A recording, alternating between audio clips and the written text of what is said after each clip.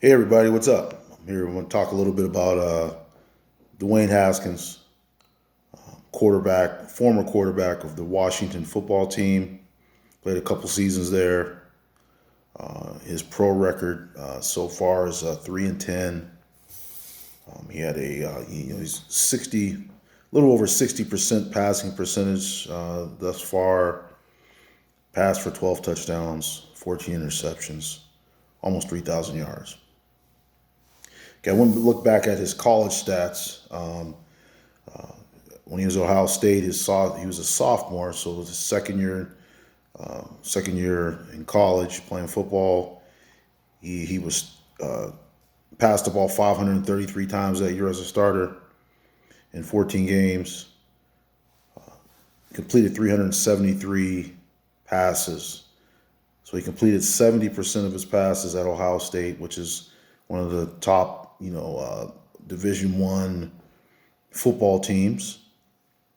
He almost hit 5,000. He passed for 4,831 yards. He also threw 50 touchdowns and 8 interceptions.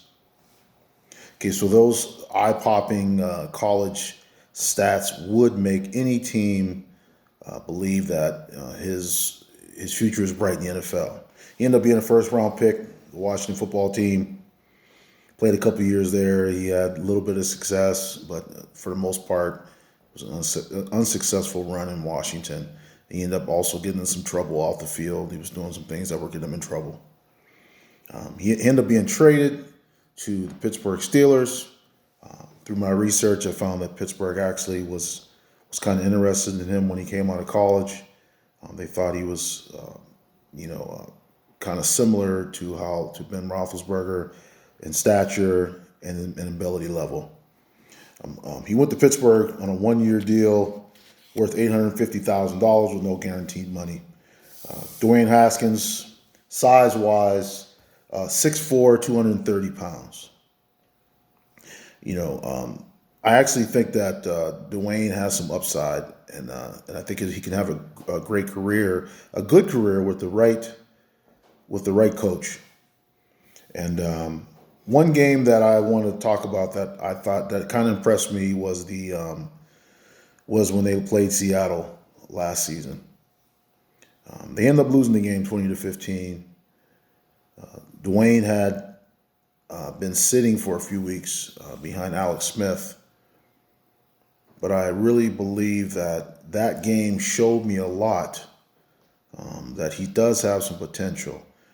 In that game, he threw 55 passes. He ended up completing 38. He had 69% pass completions. He threw one touchdown and he had 2 interceptions. I was really the one interception was a tip pass. They were driving down. To me, it was a bad play on Dwayne's part. They were driving down the field. They were around the 30 or 40-yard line. Looked like they were ready to drive down. He scrambles out of the pocket, throws the ball downfield. It's tipped, intercepted. That was a play. Those are the type of plays that I believe Dwayne has to get out of. He has to stop doing. He has to learn to take a sack or just throw it away. There was a few times that game where against Seattle that he did throw the ball away. He did take a sack. Also was impressed with his scrambling ability. It was apparent to me that during the time that he sat down, that he was not on the bench, that he worked on his scrambling ability. It looked like he had maybe lost a little weight. That game, he ran 3 times for 28 yards. So he did show me some escapability.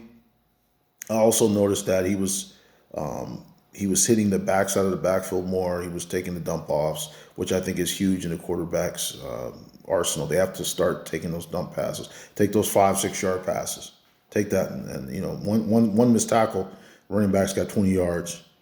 So I do think Dwayne has some upside. I think Pittsburgh was a good landing spot for him. I don't think Washington was good, especially with Ron Rivera. I don't particularly believe Ron Rivera is a coach that can develop a quarterback. I look at Ron Rivera, a defensive-minded guy. He played for Mike Ditka, and just doesn't seem like he would be the coach to develop a young quarterback, have the tolerance level for somebody who might be making some mistakes sometimes on and off the field. Just was a bad fit. I believe in Pittsburgh, I think Mike Tomlin has more tolerance level. He's able to work with different types of players like a Dwayne Haskins. I think this year, if he sits back and he listens and he learns, befriends Big Ben Roethlisberger, get Ben to teach him, whatever he can. Ben's almost on his way out. Get him to teach him some things. If Dwayne Haskins, maybe if he contacts somebody like a Peyton Manning or a Phillip Rivers or someone like that, or go to some quarterback instruction schools, spend some money out of his own pocket to develop his own skills, learn how to read defenses, learn how to look at blitz packages that defenses are putting against him, learn how to audible, getting in the right offense, really learning, digging in and learning the Pittsburgh offense, all the nuances. I believe if he becomes a student of the game, he will have a good career. I think Pittsburgh's a good fit. I believe that, if he works his butt off, he could end up being a starter in Pittsburgh after Ben leaves. So I do think Dwayne Haskins has some upside. Like I said, that game that he played against Seattle, even though they lost in 2020, I did think he played well in that game. He showed me, like I said, he has a good arm. He can throw all the routes. He can throw deep. He can throw out patterns. He can throw short. He puts a lot of heat on the ball when he throws it, so he can throw on the dart. He completed about 70% of his passes that game. If he can keep his passes percentage around that 70%, that'll be good. I also believe, like I said, he has some escapability that I saw. He ran for 3 for 28. If he can do that when necessary, and also just learn when to throw the ball away, when to take a sack. There's nothing wrong with punting the ball, playing defense. Especially like in Pittsburgh, for example, where they have a great defense. Just don't do anything to hurt your defense. I do think that Dwayne Haskins does have a positive future if he can keep himself out of trouble off the field and become a student of the game on the field. I do believe Mike Tomlin is a good fit for him. I think his career will revive with Pittsburgh. I'm interested to hear what you guys have to say about this, about Dwayne Haskins and his future in the NFL Football League.